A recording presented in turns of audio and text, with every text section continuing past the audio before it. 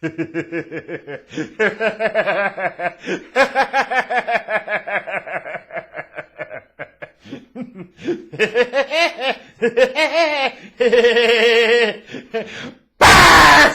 football! Oh yeah, baby.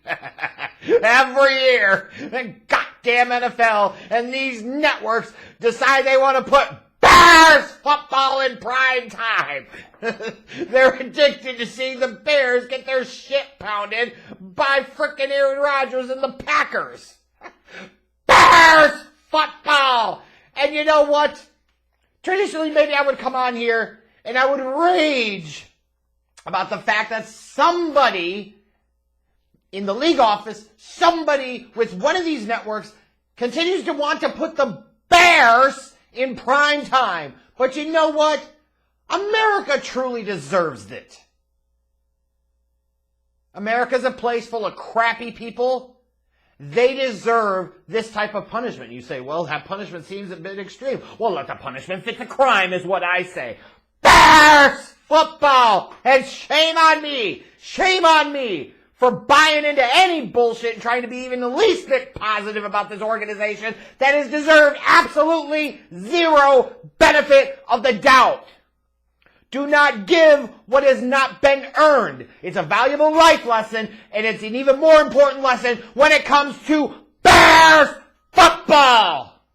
Because what you saw tonight, ladies and germs, was peak. Same old shit, different day. Flat out. Quarterback sucked. Play calling sucked. The defense against Aaron Rodgers sucked. It was exactly what you come to expect out of a Bears-Packers game in prime time. And sure, Packers fans maybe feel okay about the fact they got off the schneid. They got their first win of the year. It's always good when they see the Bears on the schedule because they know that's a W. And later on in the year, that'll be another W. But even for them, this has got to get boring at some point in time. And I wouldn't exactly be too giggly tits about your team's performance tonight. Because you're a bad ref call away on that 4th and goal from the half-yard line. The shotgun draw that we'll get to in a moment. From this having been a 7-point game in the 4th quarter. You got a long ways to go yourselves. But in the meantime, enjoy kicking the shit out of the Bears. Oh my God, where do you even begin with this? Roquan Smith, have you seen him? Woo! Why would you bother bringing him back 2 games in? I know it's very early in the season, but he's been absolute ass cheeks. You held out, and then this is what you're doing? You might as well sit out at this point. Oh my God. I saw a Next Gen Stance tweet something about, well, this is yet another game where Jalen Johnson didn't get targeted in the passing game. Yeah, you didn't fucking need to. Because the Bears defense couldn't stop the Packers running game all damn night. And when they need to throw, they just target Kyler Gordon or Vildor or somebody else. Oh, Eberflus. He'll do great things with the defense. Leave it to the fucking Bears in the Bears football mindset in a league and a game that is more offense driven than ever before to skew to the defensive side of the ball with their frickin' head coach. Because of course the hell they would. Dummies. If you say, well, I'm being too harsh. Am I? You've seen this Bears team play 2 games now and probably put together 3 respectable quarters out of 8. And that's probably a really big stretch to even say it was 3 respectable quarters.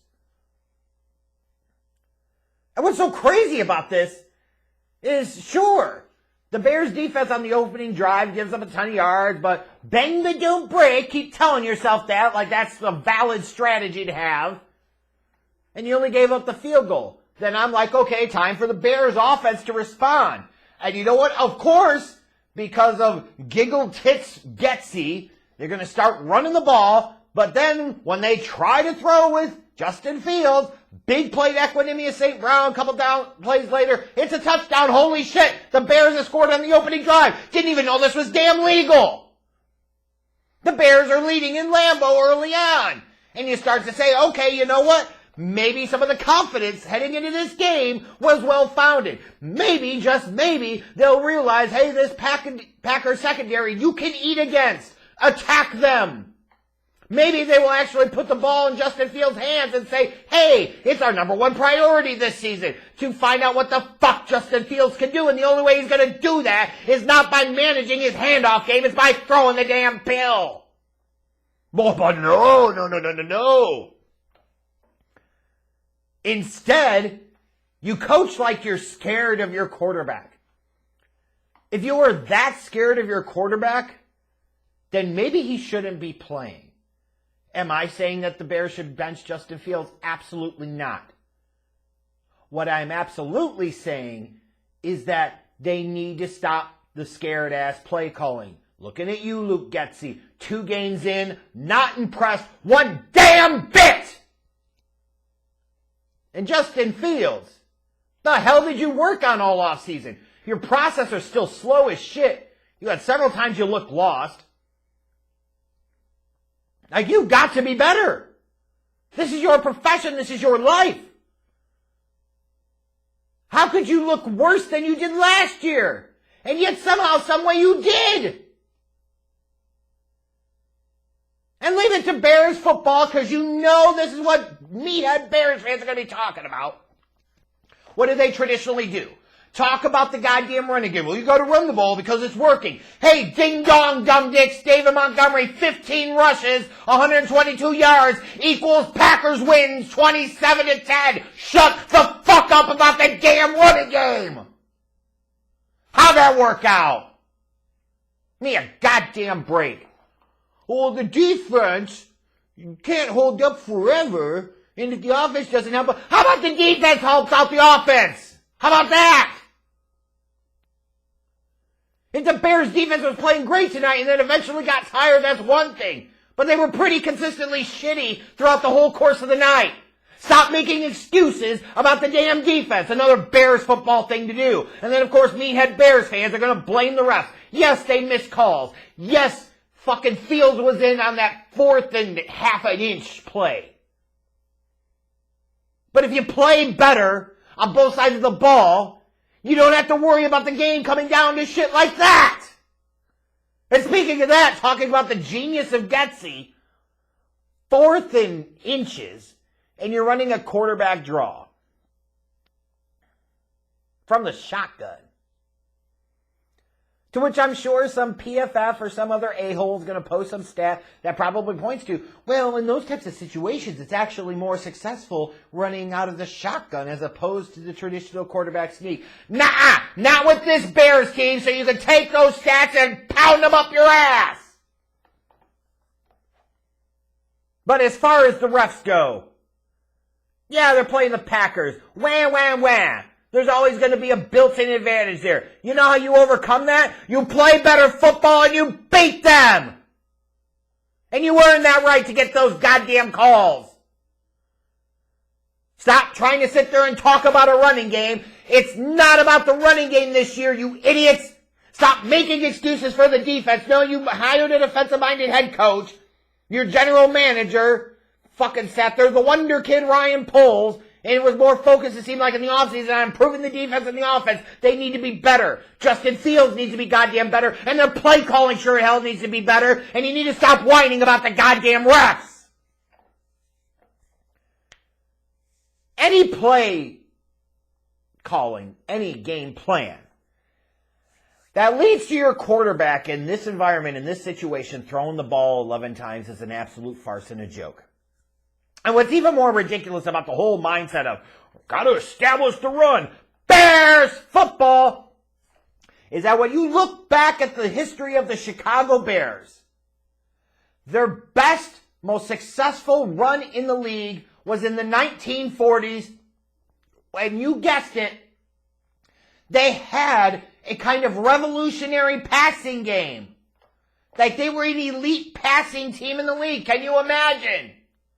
So even when you talk about Bears football, what Bears football should really be is trying to be innovative and trying to move the needle and change the game. When the hell was the last time the Bears did that? Especially offensively. Unbelievable.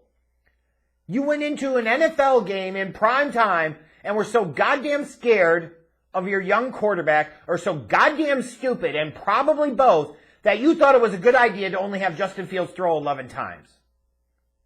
Justin Fields went 7 of 11 tonight. Justin Fields had one more completion than Tua Tagovailoa had touchdown passes today. Is that good? Is that good? Is that good? No, the whole thing about, don't overreact, it's still early in the season. Yeah, maybe there's something to that, but you've seen this same tired out act so many damn times. How can you not? To those that are going to say, well, the people that were defending Justin Fields and praising him in week 1 are criticizing him now in week 2. You know what? Tough Kitty said that kitties, but the milk tastes good. And the reason I say that is because that comes with the fucking territory. Stop being such pussies about it. Stop worrying about shit that doesn't matter. What you should be worried about is why on Sunday Night Football, Justin Fields looked like he was totally and completely over his goddamn head, and why his coaching staff, in particular his offensive coordinator, seems to not know how the hell to put Justin Fields in the best possible situation to succeed, and are trying to hide the damn quarterback that is supposed to be the number one singular primary focus of this season. You got idiots on Twitter talking about, the Bears have a plan, and this is part of the plan. If the plan doesn't involve trying to figure out whether Justin Fields can be the guy or not, then your plan is fucking stupid. And you're not going to do that running the goddamn ball a bunch. Established to run my ass. That's such stupid, backwards, and inaccurate thinking. Well, you got to set up the play action. Play action always fucking works. Even if you're a pass-first team. Because defenses are dumb. You have to establish the pass. Sid Gilman was 100% right. Establish the run is a crock of shit.